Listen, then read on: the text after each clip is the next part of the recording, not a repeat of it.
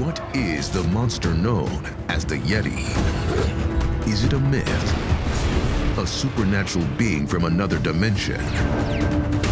Or is it a flesh and blood creature that lives in the shadows and is closer than we think?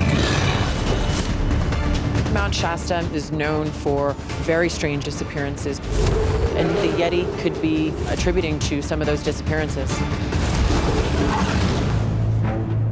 April 30th, 2019. CNN and news outlets around the world break an incredible story. The Indian Army reports, with photographic evidence, the discovery of astonishing footprints in the snow near the base of Mount Makalu in Nepal. The prints measure an astounding 32 inches long by 15 inches wide and seem to match similar tracks that had been identified by locals as belonging to the same giant-haired covered creature that has gained fame as one of the world's most elusive of all cryptids, the Yeti. The Yeti is a hulking, hairy creature that has been reported as looking ape-like with a conical-shaped head. The physical descriptions are very consistent in terms of standing anywhere from 6 to 7 to 8 feet tall, completely covered in hair, and most importantly, walking on its hind legs like a man. Over the years, many have described the Yeti as a kind of abominable snowman, a term that has become so identified with the creature that it has led to many popular misconceptions. There's been this perception on the part of many people that the Yetis are white.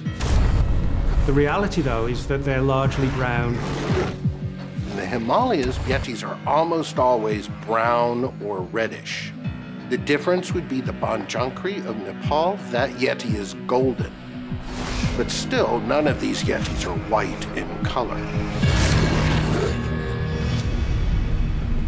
Perhaps the biggest misconception about the Yeti is that it is simply a different name for another of the world's most famous cryptids, Bigfoot. Frequently, Bigfoot and Yeti are conflated as possibly just two examples of the same sort of thing. And really, nothing could be further from the truth. The descriptions of the creatures based on the eyewitness encounters are quite distinct from one another. But even more fundamentally for me, the footprints differ dramatically, with one having a much more superficial human-like appearance and the other having a divergent big toe looking essentially like a large chimpanzee or gorilla.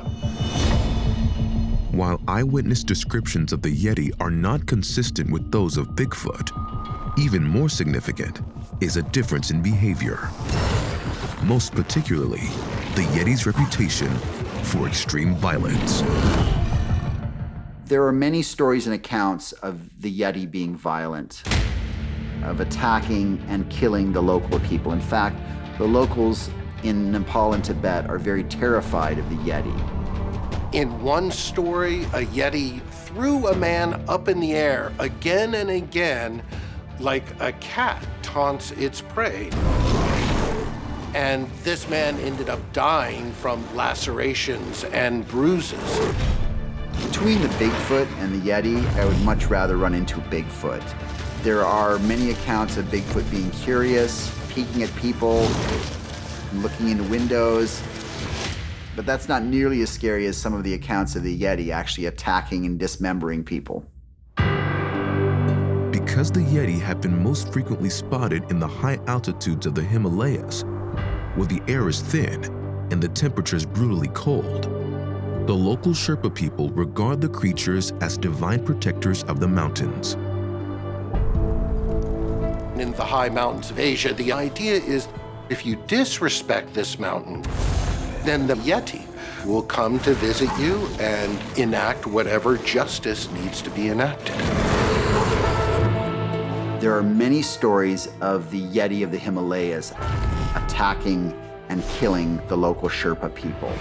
It's greatly feared by all of the locals. But how can a population of massive ape-like creatures sustain themselves living in the barren peaks of mountains, above the tree line, where there's virtually no vegetation or wildlife to feed on? Is the answer that, like a bear, it comes down from the mountains to feed and then retreats to higher elevations to hibernate?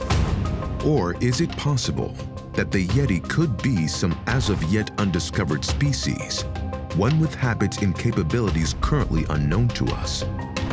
As far as cryptozoologists are concerned, only by studying the numerous reports of human encounters will we be able to understand the Yeti's true nature and intentions.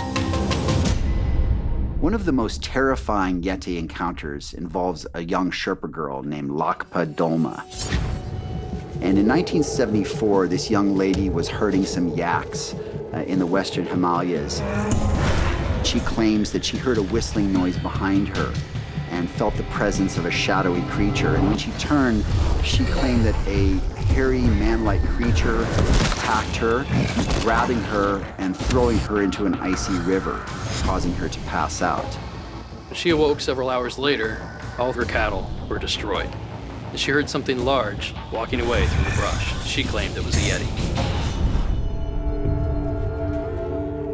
While the local populations of the Himalayas have known about the Yeti for thousands of years, the cryptid was largely unknown to the outside world until the early 1950s, when a discovery was made that may have provided physical evidence of the Yeti's existence. Manilung Glacier, Tibet, November 9, 1951. Near the base of Mount Everest, at an elevation of 19,000 feet, renowned mountaineer Eric Shipton and his expedition scaled the frozen expanse in search of an alternate route up to the peak.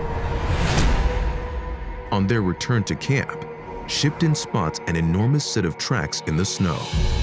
They actually photographed one of these footprints, the clearest track, next to a boot and also an ice axe for perspective and scale.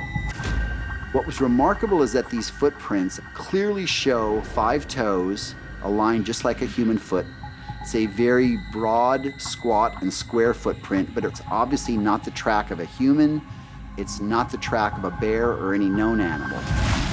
Photos from the expeditions were published in Popular Science and countless other newspapers and journals, igniting a kind of Yeti fever in the West. The whole phenomenon of the Yeti really took off massively. Newspapers were covering it. There were further expeditions to the area looking for the creature.